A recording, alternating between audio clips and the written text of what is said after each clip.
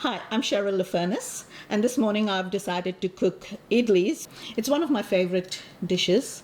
It's made out of rice and urad dal, which is dehusked black lentils. Idlis are a South Indian traditional breakfast, and more so from Karnataka and Tamil Nadu. It's easy to make once the process is all done, but you can also feed quite a few people in one go. And I don't have to, I have this little utensil and I can make 24 in one go. And it's accompanied with coconut chutney or chutneys of different kinds. And also the curry that goes with it is called sambar. It's made out of lentils and a combination of vegetables. I am going to start from scratch, where I will grind the rice and the urad dal for fermenting. I've decided this time to use dry yeast and a little bit of sugar to help the fermentation process. Step number 2 is grinding the dehusked urad dal, the black lentils, with a little bit of fenugreek seeds. So here I've used half a teaspoon of fenugreek seeds and half a cup of lentils. That's been soaking overnight. It's been soaking for about 15 hours already. And so this is going to be ground first. And then I will be grinding the parboiled rice. So here we have the urad and the fenugreek seeds that's going to be ground, and take it onto my little tried and tested faithful Indian mixer. And these mixers, as they call them in India, are heavy duty, specifically made to grind rice and lentils to beautiful pulp. Okay, so this is a ground lentils and fenugreek seeds, and this is the softness that you have to get. It has to be really soft and fluffy, and this is what makes for the fluffy idlis. And here I am transferring the ground urad dal and fenugreek seeds into the container for fermenting. Putting the rice into the little mixer, and you have to do it a little at a time so that you basically grind it. And here we go. So what we could do is, the most important part of this is to mix it together, the lentils, the ground lentils and rice. You have to use your hand and your fingers so that you can aerate the batter. And this helps in the fermentation. And I just leave it on the bench top to ferment overnight. It has to ferment for at least 8 to 10 hours prior to making the idlis. And the best thing about this batter is it's very versatile. You can make dosas by adding a little bit of water to it, and the dosas are like pancakes. You can make pandus, which are tiny mini idlis, but savory. You add different spices to it, like fresh chilies, coriander, onions, a little bit of cumin seeds, I'll show you the little mold that I have for that, and that's beautiful too, with a little bit of ghee, and it's yum. Here I have some batter that I've already ground and fermented, and you can see the bubbles, you can see the fermentation, and it's already smelling and going to taste fabulous. So here I have a little bit of salt. Okay, and I'm going to use my fingers. Here we are making a coconut chutney that accompanies the idlis. I have fresh grated coconut. I have chickpeas, just a tiny bit of chickpeas, dried chickpeas. It's called chana dal. a little bit of onion, some curry leaves from the garden, a tiny piece of ginger, a little bit of tamarind, and some chilies. I'm going to grind this with a little bit of water and salt. Okay, and here I am transferring it all into my little mixie blender. And that's what you have here. What I am going to do is add a little bit of water to this and grind it. And this is what it looks like. Yeah, Indian chutneys are very different from an Australian chutney, which is normally, very sweet, very, very dark in color. I'm not sure what the Australian chutneys are used for, but they're really very different from the Indian ones, which are more savory, spicy. So this is my chutney, but it's not ready. Now is when the magic happens. This process is called tempering, and it's a very quick process. For the tempering, I'm using some coconut oil, which is pure coconut oil from India.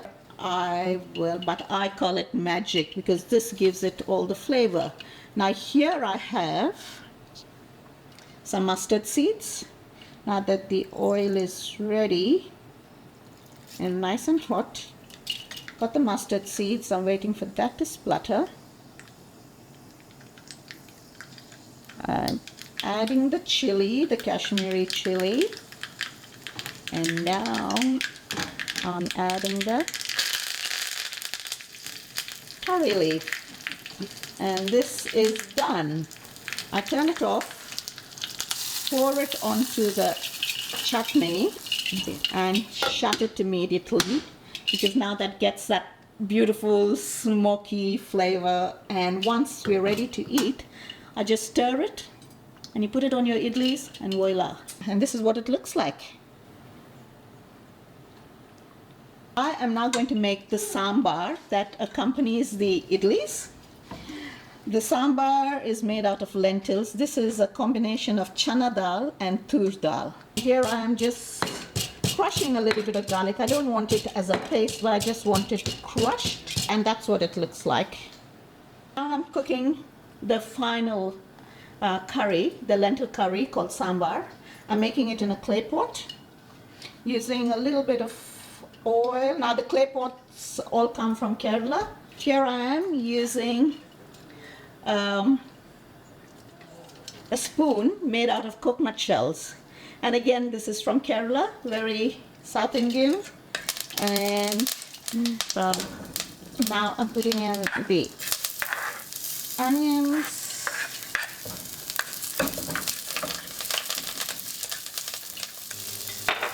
add a little bit of salt to the onions, cooks it quicker.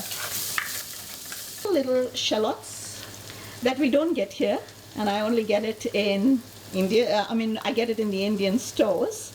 I'm putting some of that in here. I'm going to add a little bit of turmeric. Done.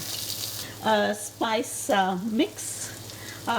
It's called sambar pada. It's a combination of chili, coriander, cumin, and a few other spices, bits and pieces. Gives it a nice little flavor. Oops. Look. And I've added my tomato.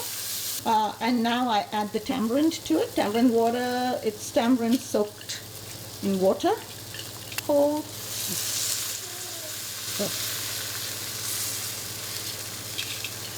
And now I'm adding some carrots because I like that to cook for a bit longer. Here you go. And I'll add the other vegetables later. And the next thing I'm going to do is add my lentils. Here I'm adding my boiled lentils. I'm going to use a tiny bit of jaggery, which I'm going to grate into it. It's cane sugar. Just a tiny bit.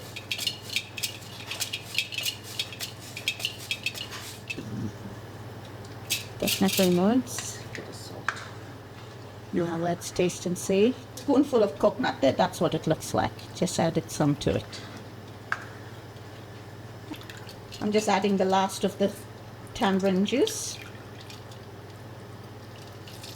Squeezing it out because I don't want pieces of tamarind in it. Just all I need is just the juice, yeah. While this is cooking, I'm going to make the idlis and then we can eat. So now I have a bit of water in here and I start heating it up.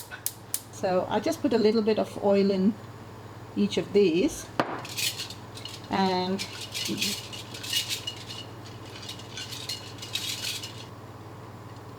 you don't fill it up too much because it'll expand because it's fermented. So with this batter, it's so versatile. You can do different things with it. You can make different dishes by cooking it differently. And so you have a different breakfast every morning and it's fabulous. I mean, that's what I think. Water is almost done, but you don't have to worry about it and wait. Put it in. And now I steam this for about 13 minutes, 13 to 15 minutes. I love okra, one of my favorite vegetables, and we cook it in different ways. It's very slimy, so not many people like it, but there are lots and lots and lots of different ways to cook it, and also to take the sliminess away. You have besan flour, which is chickpea flour that you add to it when you're making it as a dry dish. I mean, I haven't had okra raw, but when it's cooked with spices, it's amazing. Yeah. For chutney, I use coconut oil, but for this, I'm going to use ghee. It's just because I have you guys and I thought I'd make it a little special. Otherwise, you could just use normal oil. So here I have a dried red Kashmiri chili, curry leaves, and of course, once again, my mustard seeds, which is a combination of yellow mustard and black mustard seeds. Mustard seeds. Now for tempering, it depends on what you're tempering. I use the dried urad dal that I use in the idlis. We use that for tempering. I use rice, just raw rice for tempering. So it's a whole lot. You can use lentils for tempering.